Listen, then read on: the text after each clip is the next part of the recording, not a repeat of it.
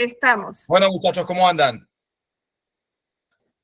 Muy Bien, bien. Hola, Buenos días. Muy bien, Bueno. Raf, muchas gracias. Buenos días la a todos. bendición para Israel. Amén. Para ustedes también.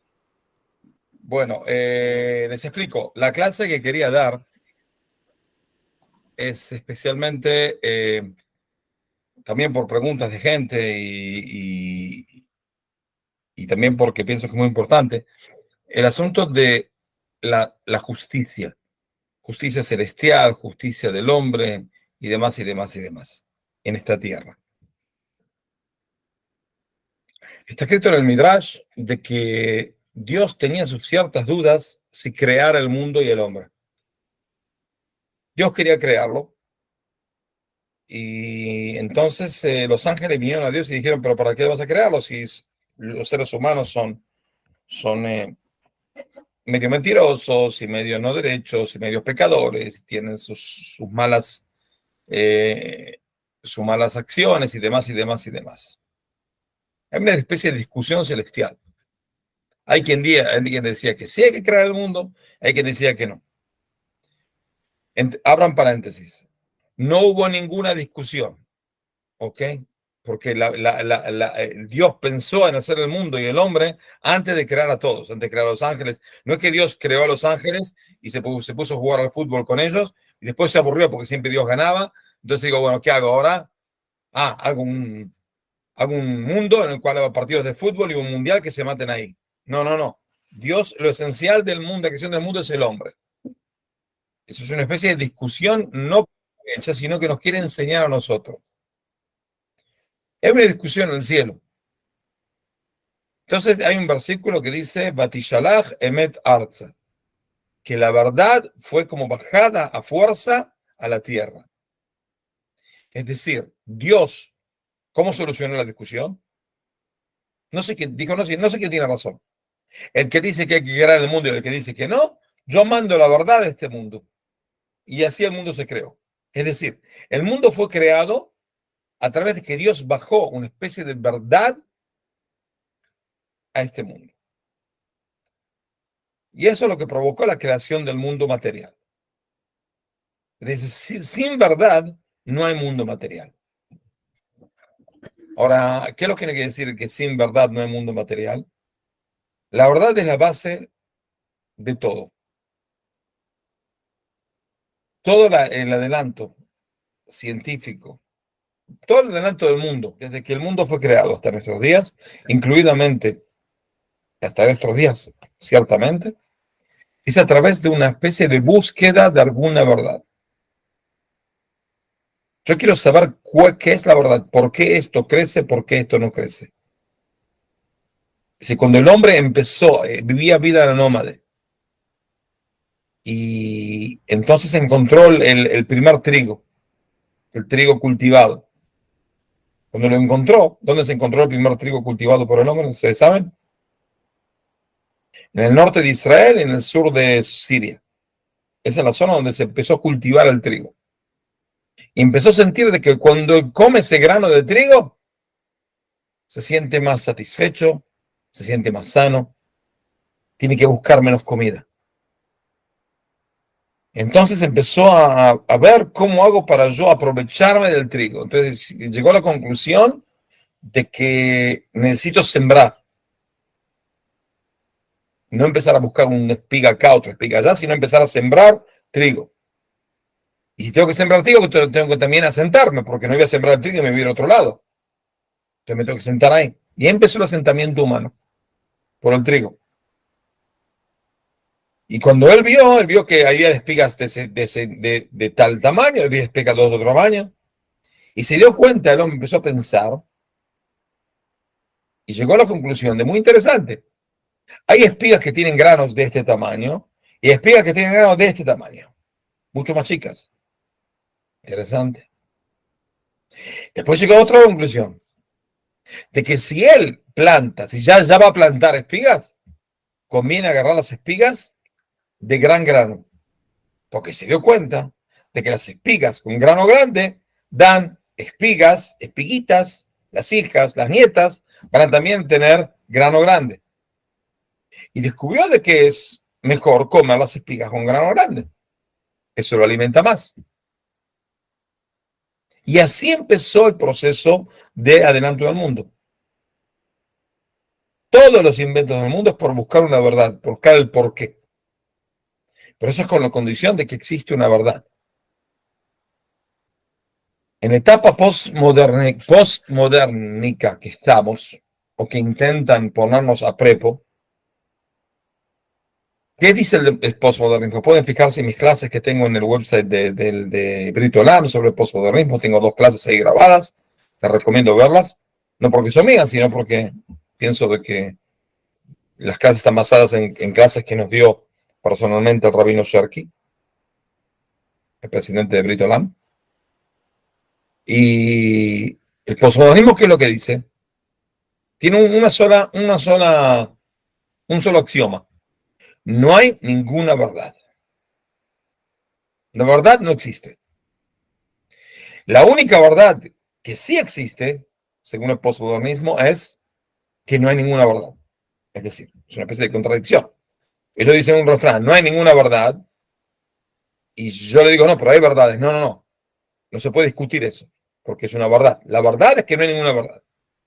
Entonces no hay hombres, no hay mujeres, no hay niños, no hay. Todo es cambiable, todo es adquirido, todo uno puede cambiar, uno puede autoidentificarse como quiera. ¿Ok? Entonces, como le dije una vez a uno, vos por mí, autoidentificate como gato. No tengo ningún problema. Puedes llegar a comunicarte con miau, con la gente, no hay ningún problema. Mientras yo no te tenga que pagar el implante de la cola, no tengo ningún problema. Autoidentifícate como quieras. Me importa un reverendísimo pepino cómo te identificas. Porque ese es el asunto de que no hay ninguna verdad. Uno no nace hombre, no es mujer, no hay verdades, no hay mentiras. Todo es relativo. Todo depende cómo uno ve. Entonces no hay mal y no hay bien. Y al no haber mal y no haber bien, no hay libre albedrío. Porque ¿por qué uno hace tal cosa? Porque está como condicionado. No porque eligió hacer el mal. Así nació. ¿Y que tiene la culpa? Entonces al no haber libre albedrío, no hay castigo, no hay recompensa, no hay nada. Entonces el mundo se pudre. Eso es el postmodernismo. Dios creó el mundo a través de la verdad. Trajo una verdad y dijo, acá, ahí, con esta verdad, a través de la verdad se va a crear el mundo, a crecer el mundo. Ahora, en el momento en que hay una verdad, significa de que hay una mentira. Si la verdad y mentira se crearon juntos, la posibilidad de mentir está porque hay una posibilidad de no mentir, de que hay una verdad. Ahora, cuando al haber libre albedrío, hay cada uno, nosotros, debe tener su juicio por sus buenas acciones o malas acciones.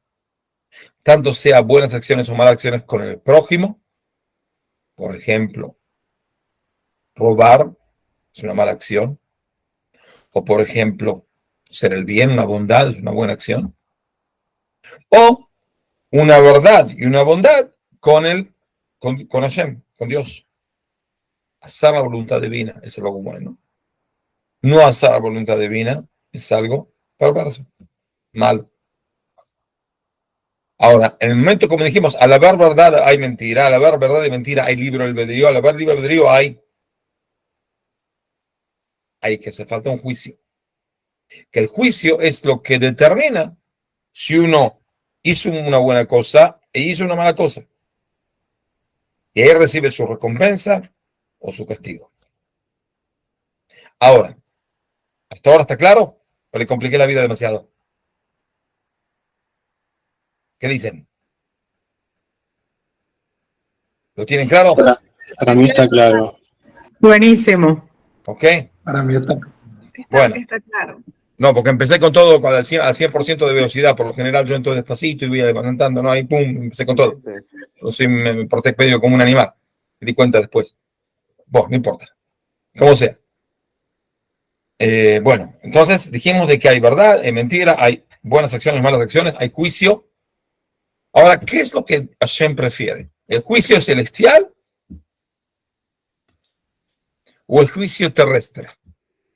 ¿Qué es preferible para una persona? Es decir, ¿qué es lo que prefiere Dios? No lo que prefiere la persona. ¿Qué es lo que prefiere Hashem?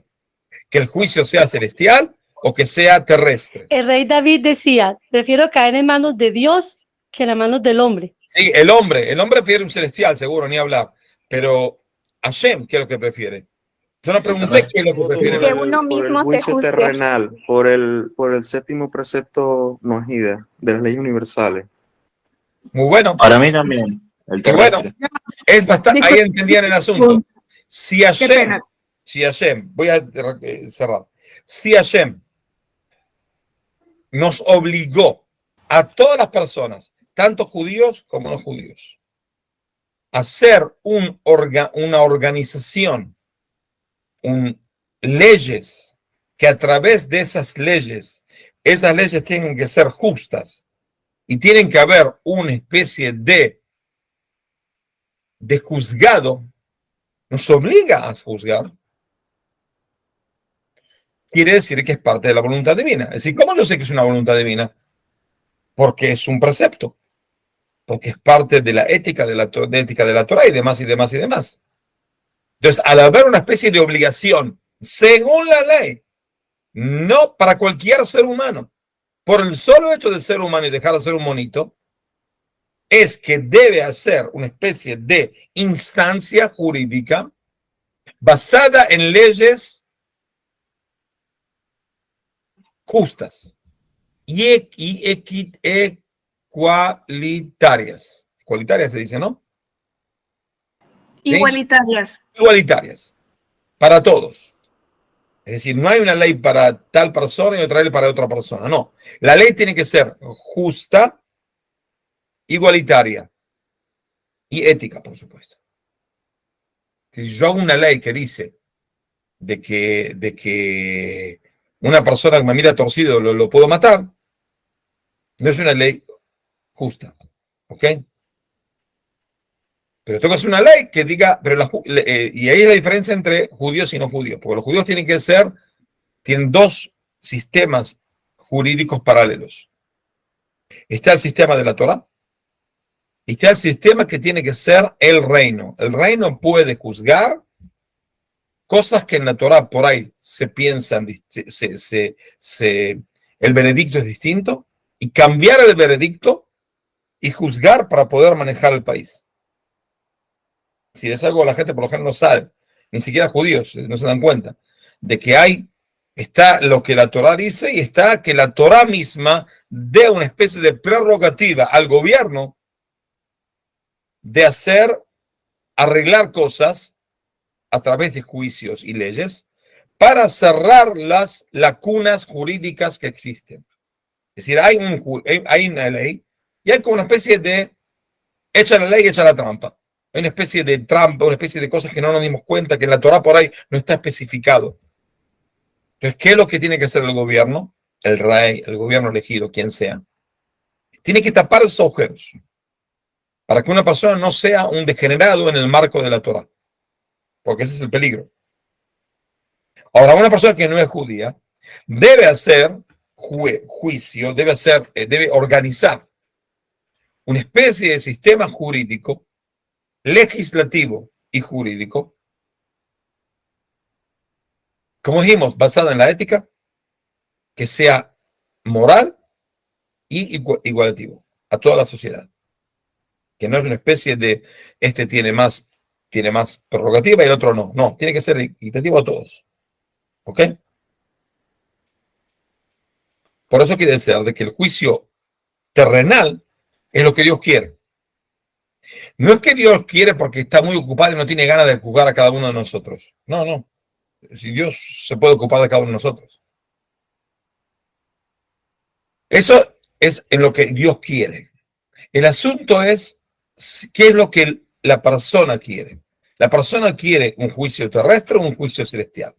Uno de ustedes me dijo, trajo el versículo de David, que dijo, es preferible caer en la mano de Dios antes que caer en la mano de la gente. Eso es un versículo especial en el cual está escrito casi explícitamente que una persona prefiere que el que lo juzgue sea Hashem. Sí y no. Voy a explicar el contexto donde fue dicho ese versículo. David pecó. Se emperró, no sé por qué, en contar al pueblo de Israel. ¿Cuánta gente hay en el pueblo de Israel? ¿Sobre cuánta gente reina? Lo trataban de decirle, no hace falta, no es tan bueno que esto y lo otro, y él no, quiero que lo cuentes, es una orden del rey. Bueno, contaron. En el momento que lo contaron, ahí Dios le dice, le manda al profeta y le dice, pecaste. Como pecaste tienes tres opciones. O que va a haber una plaga que va a matar gente, peste, o que vas a ser perseguido por tus enemigos, o que vas a tener que escapar, no me acuerdo cuál es la tercera. Ahora un segundo que le traigo la Biblia. Shira, Tanaj Dahuf. ¿Qué era el Tanaj? De toda Dahuf. Para me trae la Biblia. Fijaros, le dio tres opciones. Dos de las opciones son que tienen que ver con pueblos que lo van a dominar, con enemigos que lo van a hacer correr.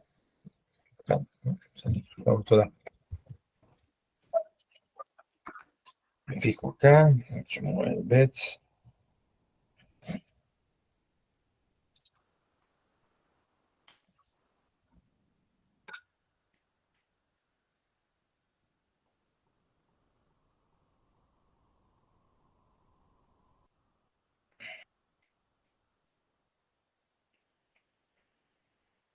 7 años de hambre o 3 meses que va a tener que escaparse de sus enemigos que lo van a perseguir, o una peste, una plaga de peste.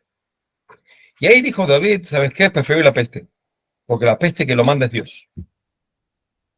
Entonces Dios por ahí tiene amparo de mí y del pueblo y va a ser mejor, porque caer en manos de enemigos es peor. Entonces, comparado con eso. Ahora, ¿cuál es la diferencia entre el juzgado divino y el juzgado terrestre?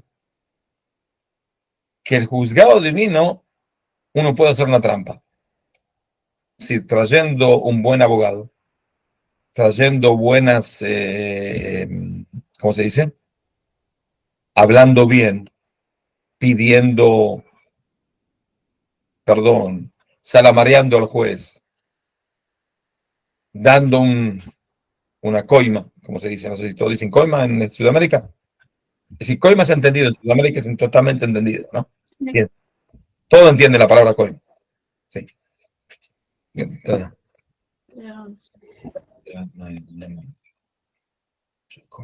Sobornar también. Soborno. Bueno, entonces es preferible para el hombre un juicio terrestre. Porque a Dios no se lo puede sobornar. Y no se lo puede salamarear. Y no se puede decir que no tuvo intención, porque Dios sabe justamente cuál fue intención en cada cosa. Entonces no existe cómo salir de eso. Eso es por un lado. Por otro lado, el juez terrestre que está en la tierra está muy limitado. ¿Es que está limitado? En la ley. La ley limita la posibilidad del juez de dar una condena o no dar una condena. Es decir, el juez está limitado también por arriba, no puede dar una condena más de lo que está escrito en la ley, y tampoco puede dar algo que es menos de lo que está escrito en la ley. Está como limitado. Puede abstener, puede decir no, él es la persona que no es inocente, pero va a ser mucho más difícil. ¿Me entiendes? Y aparte de apelaciones. Uno pierde en un juzgado, va al otro juzgado mejor, hasta que llega al más alto, hasta que llega a la Corte Suprema y demás y demás. Es el juez de la corte chica de la aldea donde está, no quiere decir algo que va a ser mal porque después va a recibir la crítica del juzgado más alto. Entonces cada uno se cuida su ¿cómo se dice? Su carrera, su currículum, de que no diga de que él es que él hace cosas malas, es un juez que no sabe juzgar y demás y demás. Ahora, por eso la persona por ahí prefiere el juicio terrenal. Lo que hay que hacer es tratar de que el juicio terrenal sea lo más parecido que el juicio celestial. Dijimos que el juicio celestial es ético. Entonces las leyes tienen que ser éticas. Dijimos que el juicio celestial no hay como sobornar a Dios. No hay como sobornar. Entonces hay que tratar de que el juzgado sea insobornable. Es decir, al yo traer el juicio material cada vez más parecido al juicio celestial, estoy adelantando mi sociedad. Por eso una de las cosas más importantes es la lucha contra la corrupción. Porque la corrupción no existe cuando hay un sistema jurídico, no legislativo, también legislativo, pero más jurídico, con garras, con ganas de traer la verdad. En la Gemara hay un ejemplo de que hay un agujero en el cual, es decir, hay un tipo que tiene en su casa un depósito de trigo y viene el ratón, le saca trigo, le roba el trigo. Dice en la Gemara, no el ratón robó, el agujero robó. Es decir, el ladrón, el ladrón, el ratón ese que es ladrón, aprovechó que hay un agujero. Si no hay ningún agujero, por más vuelta que dé el ratón, no va a poder pasar. No hay nada que hacer. Así es. Entonces lo mismo acá. Al haber ¿cómo se dice? La degradación social que pasa en corrupción, está basado en una especie de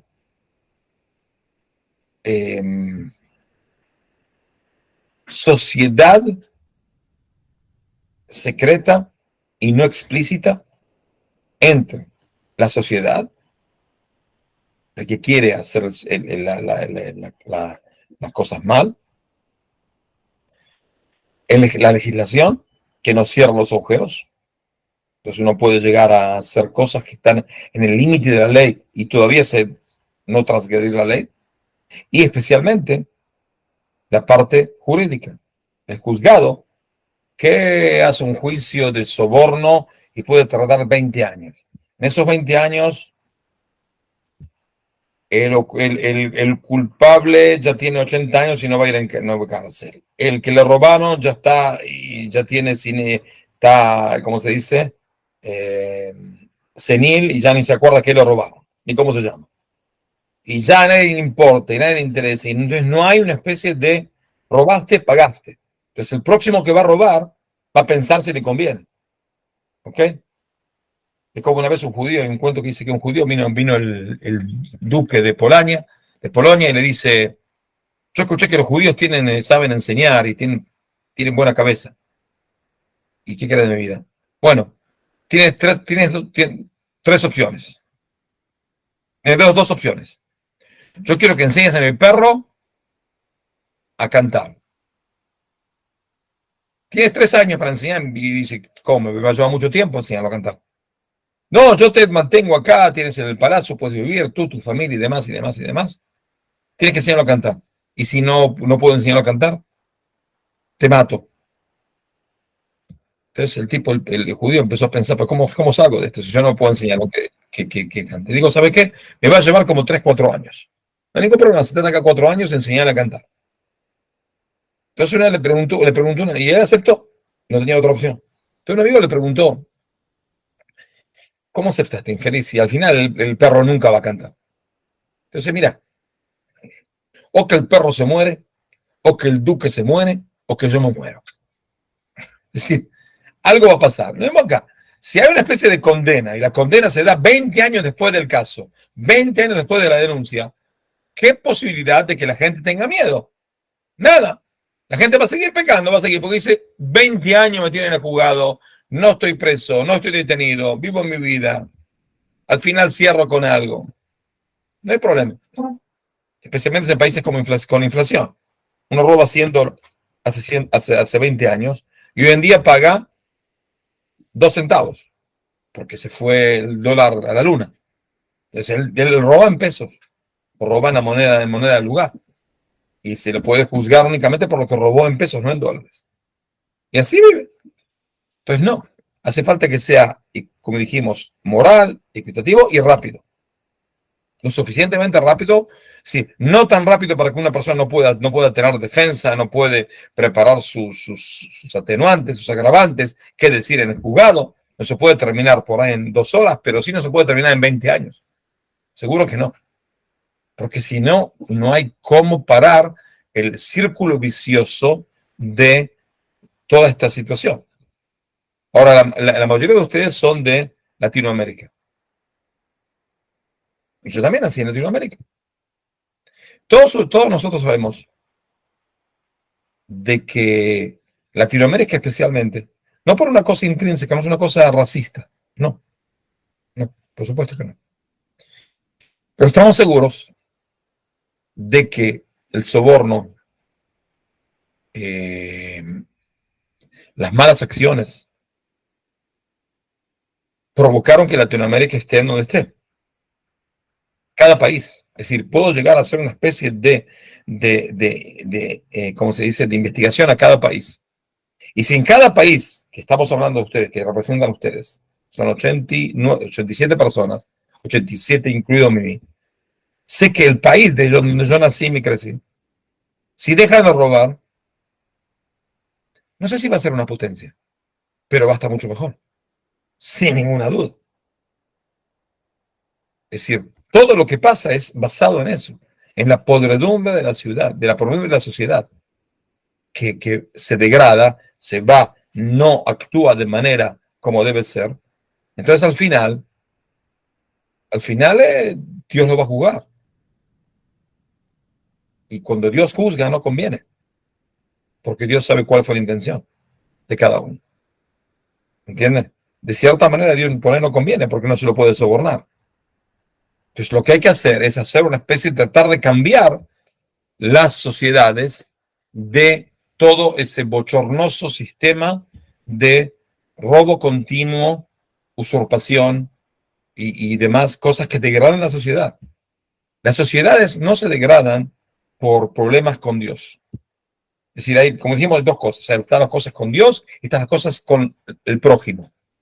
Nunca en la historia de la humanidad, desde la creación del mundo hasta nuestros días, Dios mandó un castigo a un lugar, a una región, a una ciudad, por problemas con Él, porque no cumplen sus misiones y sus deberes con Dios. Siempre, siempre, los imperios, los lugares que hay desolo total, los lugares donde Dios exterminó, el mundo que fue aplastado por las lluvias y demás, fue por problemas entre el prójimo, entre las personas. Sodoma y Gomorra, el diluvio, y demás, y demás, y demás. Lo que pudre un imperio, los imperios más grandes del mundo, lo que los pudre es la podridumbre social dentro del imperio, que no tiene nada que ver con Dios. No. Dios, cuando derrumbó imperios, no se fijó si ellos cumplen los 7 preceptos de Noé. No fue el asunto. Seguro que una persona que no cumple los preceptos que debe ser, como no judío, el precepto de Noé, seguro que va a recibir su castigo, pero por ahí Dios le da una especie de forma, una especie de tiempo, y lo juzga por ahí arriba. Pero el juzgado total de toda sociedad, que Dios decreta que esa sociedad va a dejar de existir como sociedad, es por asuntos entre el prójimo, entre una persona y el prójimo. Al faltar eso, no hay cómo salir. Y ahí Dios dice, eso no puede seguir. Tanto sea en Israel, el pueblo de Israel, tanto sea en demás pueblos, así Dios maneja el mundo, en el cual se fija específicamente en cómo una sociedad se comporta entre ella misma y con las demás sociedades. Porque eso carcome toda la posibilidad de una vida en común en este mundo. Dios quiere que vivamos en sociedades. Así organizó. Puso en el alma de la persona, como dice Memónides, el hombre, el ser humano, es un ser humano social. Social. No simplemente social. Entonces, si la sociedad está podrida, uno puede decir, bueno, yo me voy a una isla a vivir con un coco ahí, y estoy en la arena, y ya está, que se muera el mundo. Y bueno, no sos una persona, sos un ser humano. Dios no quiere eso. Dios no quiere que nos esparzamos en todos lados del mundo y cada uno viva su vida y no importa un pepino del vecino. Por ejemplo, en lugares en Europa, como no hay tantos jóvenes, una persona puede estar anciana y bueno, se murió de un ataque y se quedó en la casa y nadie lo ve y no tiene un hijo solo, porque en Europa tienen un hijo por familia los que se casan, los que no se casan ni uno tiene. Ustedes tienen un hijo y ese hijo también no tiene mucha relación con la madre y de repente a veces al año, yo qué sé, le empiezan a buscar y no está y de repente, bueno. Y de repente vienen los vecinos y dicen, ¿sabes qué? Hace como un año había una especie de olor, poco, pero no, ya no hay más olor a nada, no, no. Y entran a la casa y ven un esqueleto ahí, sentado. La madre, que se murió. ¿Ok? ¿Qué significa? Y eso no es una perversidad, pero es algo, Dios no quiere eso. Dios quiere que sí, que haya una especie de conglomerado, que gente que puedan vivir juntos. Que uno puede dar y recibir. Que uno puede hacer una bondad con el prójimo y también recibir bondad del prójimo. También recibir bondad del prójimo no es algo que uno tiene que anhelar. Cuánto espero que Dios me dé la oportunidad de recibir algo de alguien. No se tiene que rezar. Más, es preferible tener una especie de forma de vida en la cual uno no se fija en qué es lo que le dan. Mi abuela de bendita memoria siempre decía, no esperes nada de la gente. Mi abuela crió 4 huérfanos y 2 divorciados en su casa con otros 8 hijos. 8 hijos, 4 huérfanos, 2 divorciados en la casa. Más o menos uno encima del otro. ¿Ok? Y aparte mi abuelo, también de bendita memoria, tenía la tendencia, así me llamo yo, David, como se llama como yo, era una especie de líder comunitario, entonces cualquier estúpido que veía en la calle lo invitaba a comer. Entonces siempre, todos me dicen, todos mis tíos me dicen, papá siempre me decía, no había almuerzo sin 30 personas. No existía. No en las fiestas, día cotidianamente. Porque son 8 hijos, 4 muertos, 2 divorciados, mi abuelo, con otros 5 o 6 colgados de no sé dónde. Siempre, 30 personas, 30 personas. Y mi abuela decía, no esperes nada de nadie. Esperar que alguien te dé, es algo que carcome a la persona. Porque mucha gente no te da. Y uno se ofende. Como yo le di tanto y al final no me vuelve nada. Tenía una tía que hacía un chiste. No es chiste, es así. Él también era tipo muy bondosa. Ella se crió con mi abuela, es decir, una tía que es la hermana de mi abuela, una huérfana, y se crió con la hermana mayor, que es mi abuela. Entonces ella decía, todo esto que nosotros hacemos una fiesta acá, cada vez que se casan, cada vez que se mueren, cada vez que esto, cada vez que lo otro. ¿Alguna vez nos van a invitar a un cafecito? Un cafecito. No una cena. No digo que me maten acá un ternero y me pongan un asado. No. Un café. ¿Me van a invitar alguna vez a tomar un café en la casa? Le voy a pisar la casa alguna vez, voy a entrar con las piernas, voy a pasar el piso de la casa alguna vez. Y es así. Uno tiene que anhelar recibir. No, prefiere no hacer nada. Vivir su vida, no hay ningún problema. El asunto es que Dios quiere de que haya una especie de interacción de las personas. Por eso en el Pirkei Avot, cuando dicen de que hay 4 tipos de personas, hay quien dice, lo mío es mío y lo tuyo también es mío. Es un perverso. El que dice, lo tuyo es tuyo y lo mío también es tuyo, es un loco. Pero el que dice, lo mío es mío y lo tuyo es tuyo, dice el Pirkei Avot así, o es algo mediocre, o es como Sodoma y Gomorra. Si tienen la clase que dice Sodoma y Gomorra, ¿no? Hace 2 semanas que expliqué ese coso, ¿no? Soria, ¿hay algo, no? ¿Le expliqué o no? Sí, tenemos una clase que explicó, no completo, pero... Entonces, esa forma de decir, yo vivo mi vida y no te metas en mi vida, ni me meto en tu tuya, no quiero recibir nada tuyo, no quiero darte nada, viví tu vida, matate, suicidate, problema tuyo. Es algo perverso, es algo malo. Es lo que pasó a Sodoma y Gomorra. Sodoma y Gomorra era peor, ya las sofisticaron. Pero Dios quiere de que haya una especie de correlación entre las personas. O sea, al no haber, Dios puede decir, ¿yo para qué quiero a esta gente? ¿Para qué me sirve? Si no hacen el bien con el prójimo, no sirve para nada. Vamos a ver una especie de, por ejemplo, una halajá. Hay una ley que dice así, que si uno mata a una persona con intención, por supuesto, tiene pena de muerte. Pero no que una persona que está con un hacha y está echando en el bosque, pum, pum, pum, y de repente vuela el hacha, el fierro, el cero del hacha, ¡pac! Y mata a una persona. Le pega un golpe, lo mata. ¿Lo mató con intención? No. Mató sin intención. Pero el versículo dice algo interesante. No dice con intención, sin intención. Dice, si no lo odia de ayer o antes de ayer. Y mulo son el que no lo viene odiando a esa persona. ¿Qué significa que no viene odiando? ¿Cómo puedo demostrar que una persona odia al prójimo si el otro no me dice? Si vamos a decir que el tipo está con un hacha, le sacó el ojo, lo mató. Va a juicio.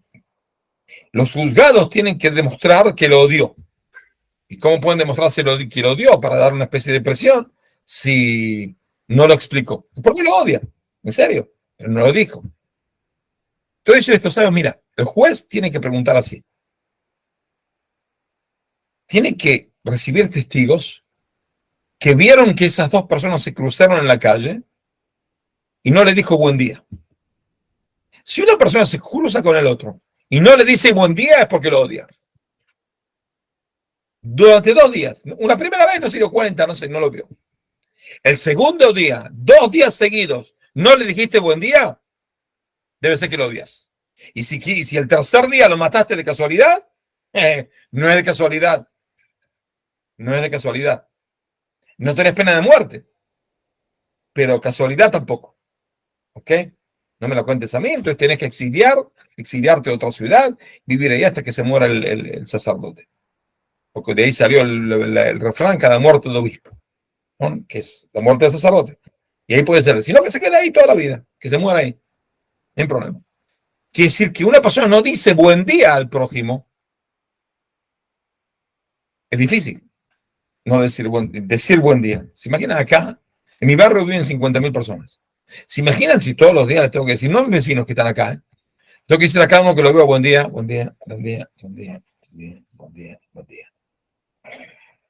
A la semana tengo que ir al ortopédico que me arregle acá, a los 2 días tengo que me haga un masaje porque me tengo buen día, buen día, buen día, buen día, buen día, buen día, buen día, buen día, buen día.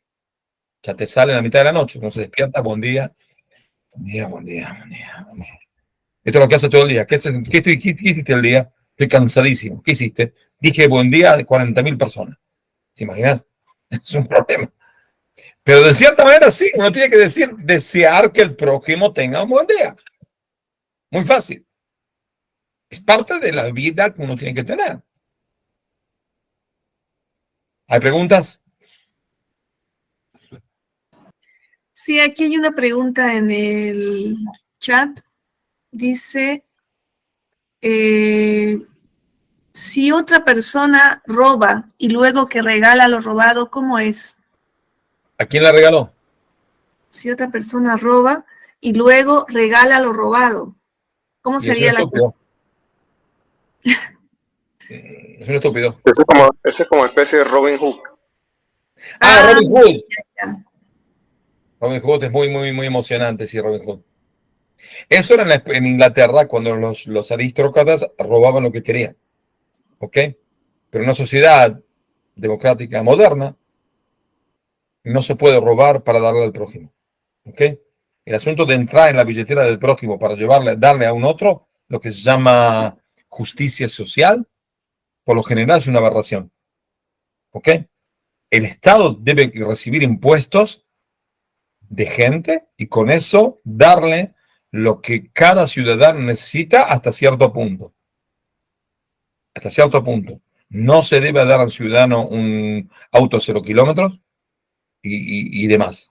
Pero hay cosas que necesita saber, salud pública, estudios públicos y demás, que necesita cualquier ciudadano.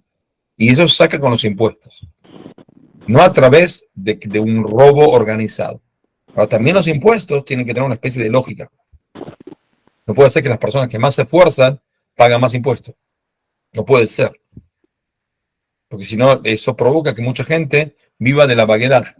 Porque dice, ¿para qué tengo que trabajar si al final recibo lo mismo? Por ejemplo, en la época del comunismo, por ejemplo, es una especie de aberración económica.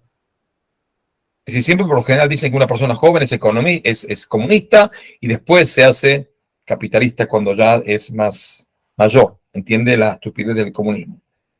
Yo nunca fui muy inteligente, pero en mi vida fui comunista. A mí no me convencieron esta estupidez nunca en la vida. Nunca, nunca. Es una estupidez, no se puede creer. Económicamente es una estupidez. Yo tengo amigos que vinieron de Rusia, en la época comunista, y por ejemplo hay un puente acá que lo construyeron 2 o 3 años, construyeron un puente que te ahorra unos minutos y ahorra todo el tráfico y demás.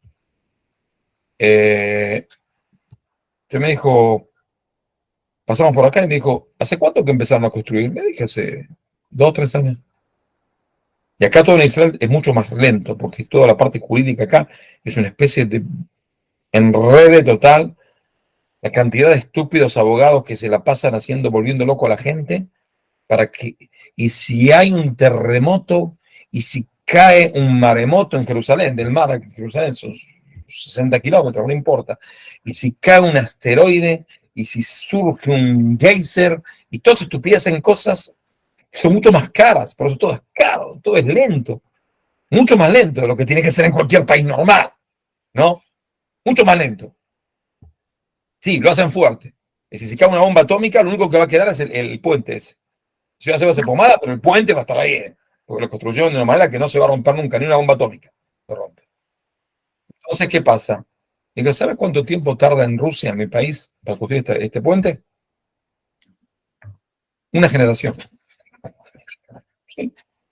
Porque uno llega a la mañana, están 50 empleados, tienen que trabajar. Entonces, el que se rompe el alma y el que no hace nada y se la pasa tomando vodka, recibe el mismo sueldo. Entonces, ¿para qué? Entonces, al primer día empezaron a trabajar y hay 5 que tomaban vodka y no hacían nada todo el día. Al final de mes recibieron lo mismo. Al segundo mes ya no eran 5 que tomaban vodka, ya eran 15 que tomaban vodka. Al año queda un estúpido que hace el trabajo y todo lo demás se la pasa, trabajan 1 hora y se la pasa tomando vodka ahí tirado en un lado. Así es. Entonces, ¿entienden? Entonces, el asunto es, por un lado, hacer justicia, ¿no? Por un lado, hacer justicia, pero por otro lado, actuar de manera ética y de manera equitativa. No puede ser que una persona que se muere y una persona que no se muere reciban exactamente lo mismo. ¿Ok? ¿Alguna otra pregunta? Sí, vamos a intercalar. Vamos a hacer una de mensaje y otra de levantada de mano. Claudia Castillo levantó la mano, por favor. Sí.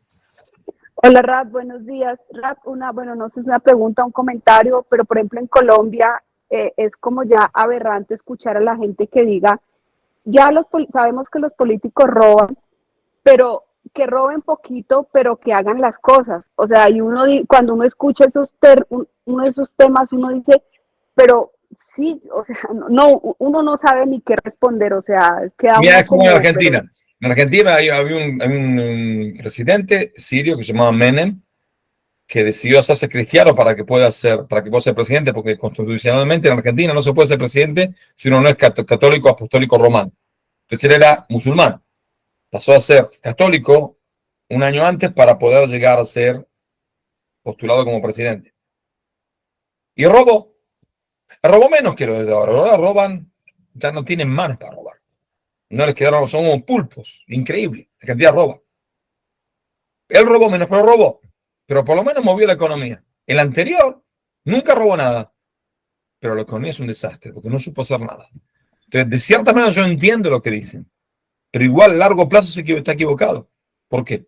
Porque el que roba un poco, viene el después, el que viene después, el que lo sucede, va a robar más. Y después van a robar más. Y después va a robar más. Ustedes cuando roban los presidentes, aquí, ¿a cuesta de quién roban?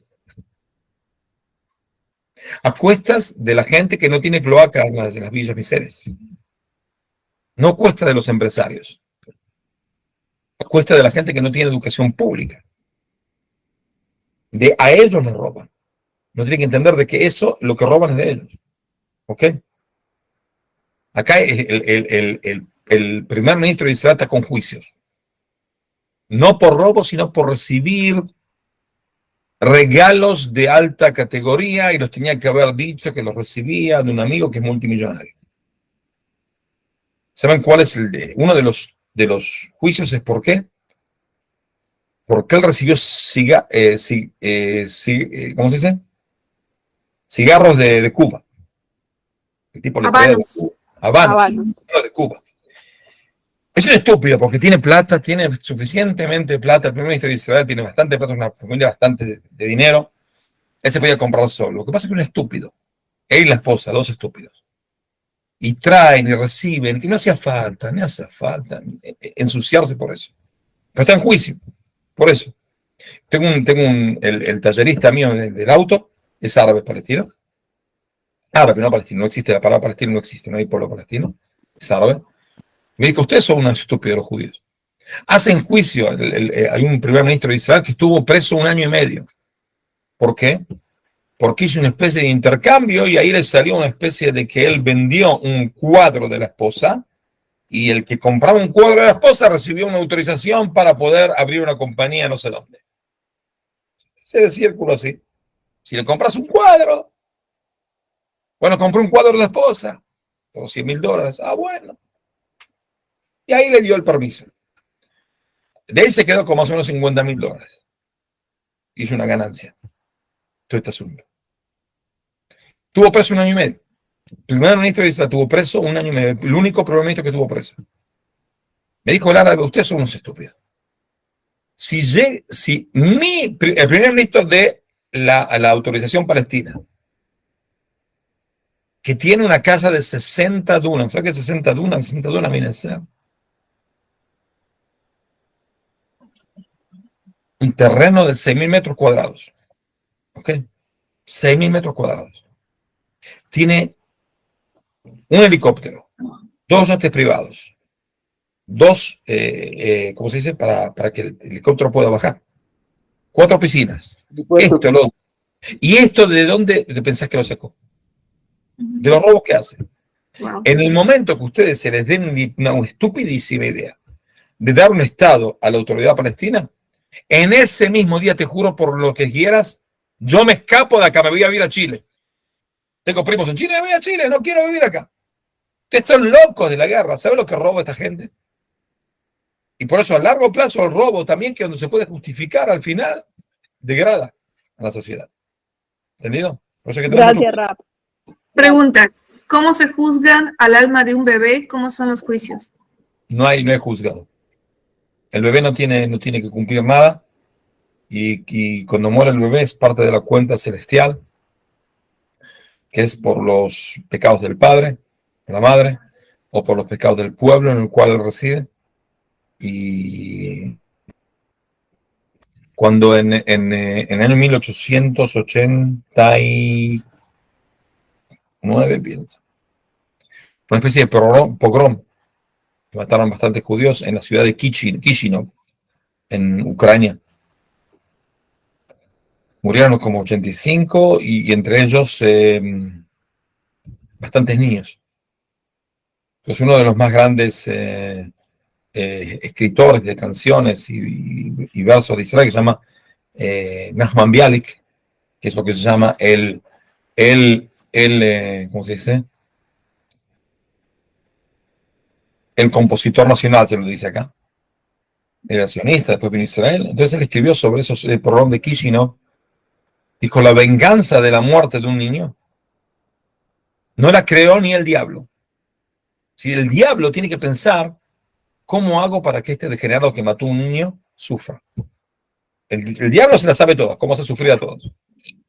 Pero ni se le pasó por la cabeza. ¿Qué castigo puede dar un degenerado que mató a un niño? Por eso los 55 niños que fueron matados en el ataque de Hamas, incluido 18 decapitados, incluido 12 quemados vivos, atados y quemados vivos con queroseno, los quemaron vivos. Eso no lo inventó ni el diablo, ni el padre del diablo, ni el Espíritu Santo del diablo. Eso es impagable en este mundo. ¿Ok? Impagable, inexcusable. Pero el niño como niño no debe pagar nada, seguro. ¿Ok? ¿Alguna otra pregunta? Sí, Oscar Castillo levantó la mano. Oscar, ¿estás ahí? Ya, continuamos con la siguiente pregunta. Ana Holguín, ¿qué pasa con el alma de los animales? ¿A dónde van ellos? ¿Volveremos a ver a nuestras mascotas?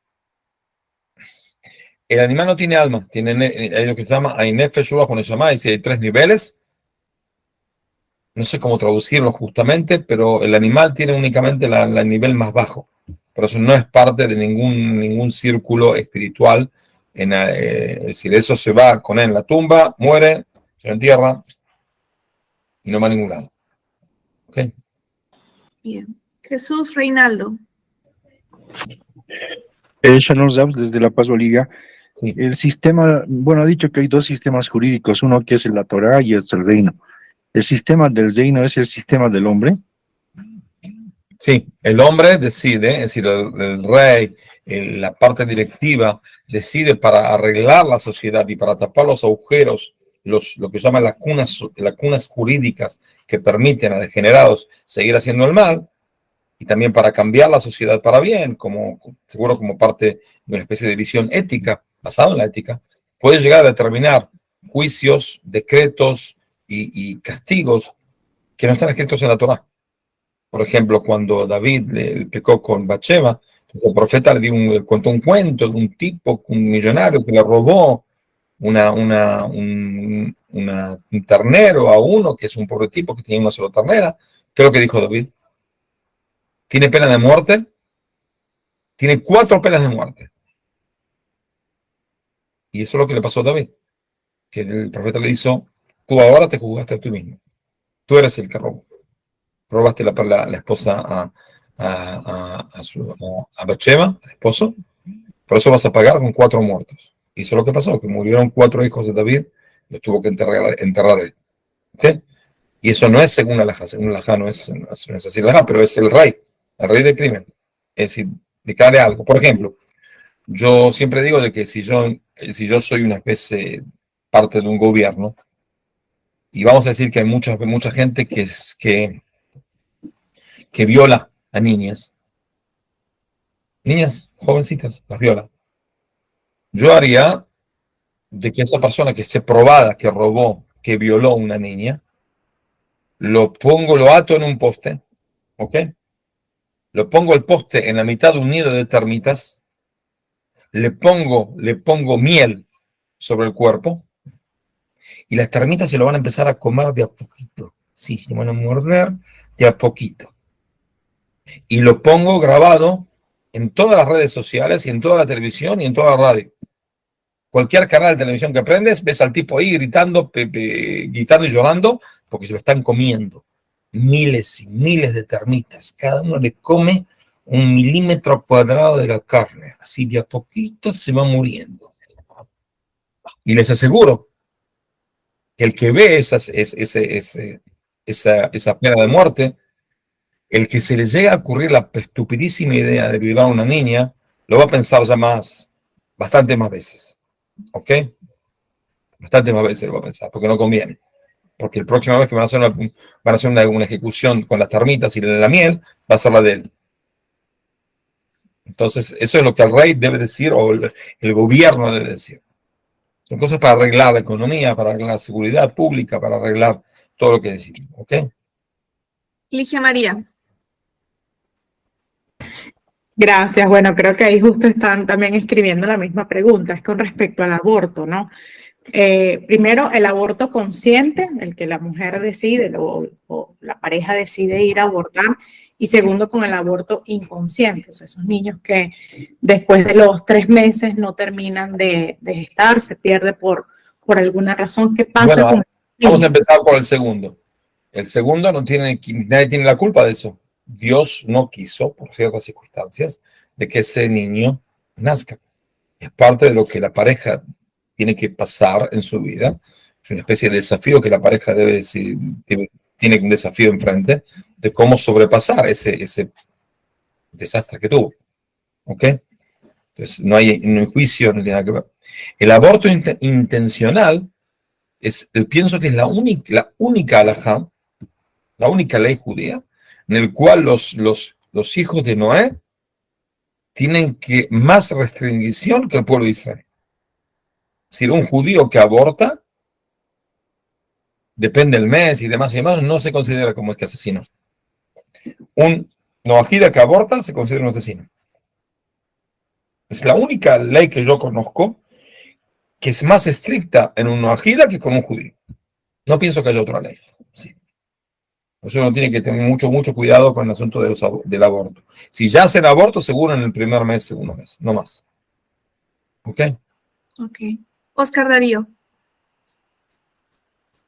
No, era sobre el aborto de una mujer noajida. Ya dieron la respuesta también. Gracias. Ya. Listo. Bueno. Alicia Chinchilla, por favor.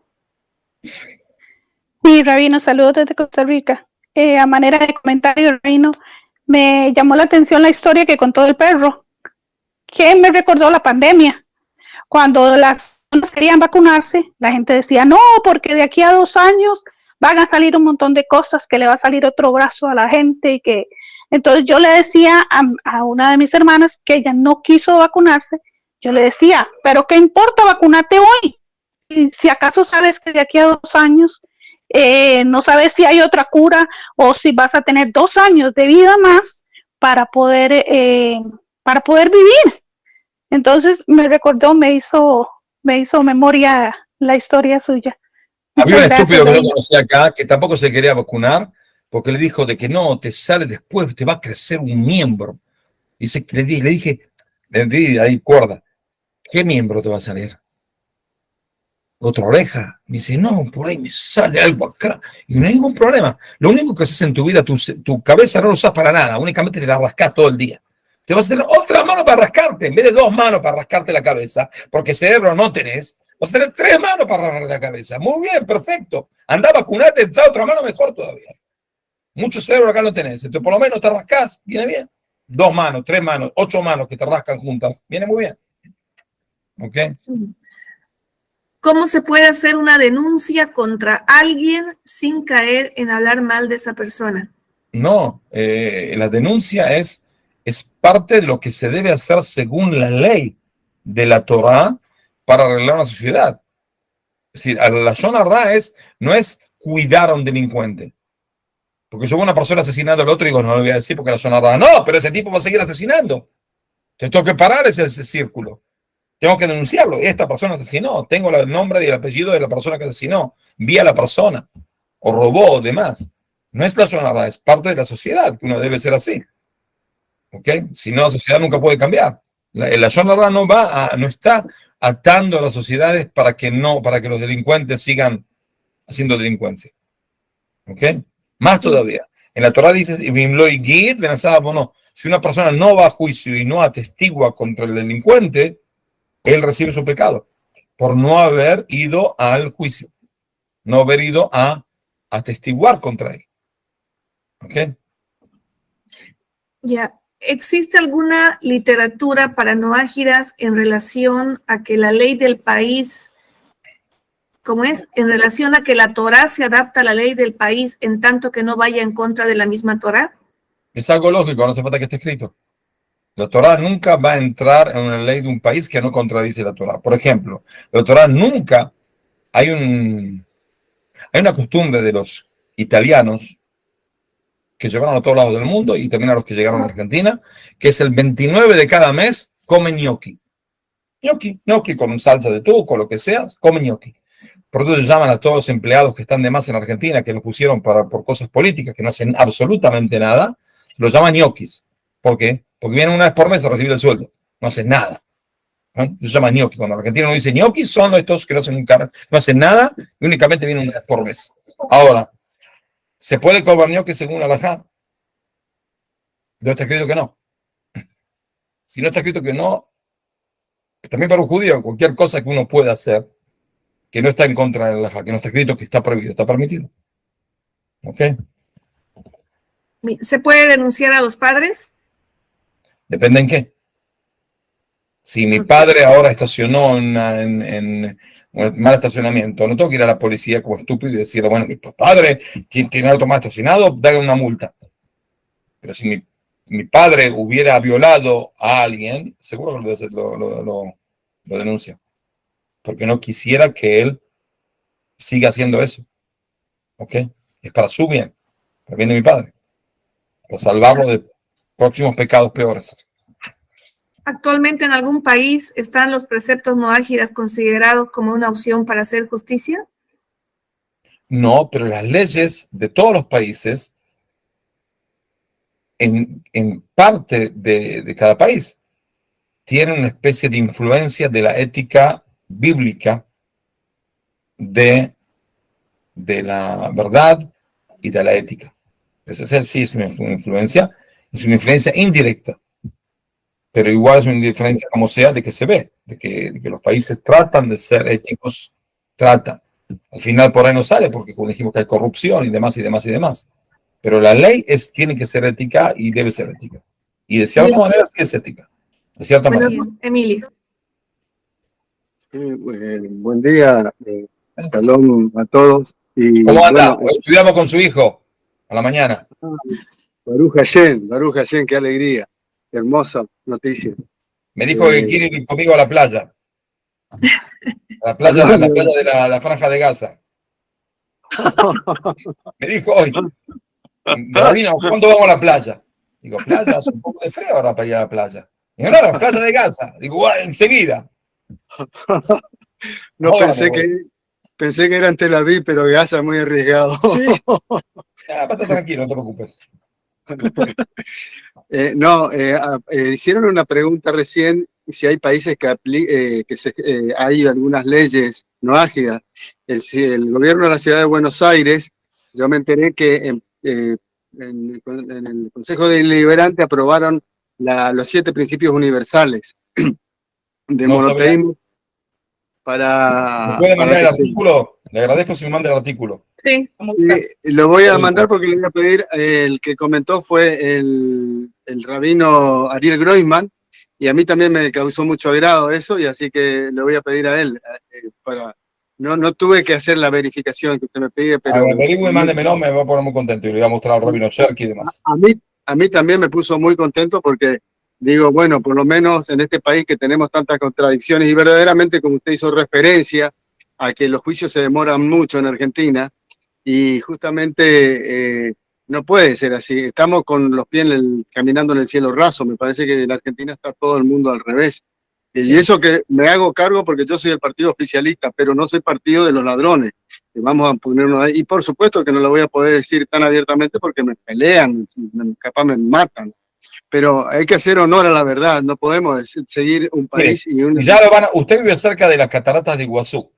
Que si ya lo van a matar, váyase a las cataratas y se tire de ahí, por lo menos lo filmamos, va a ser muy emocionante.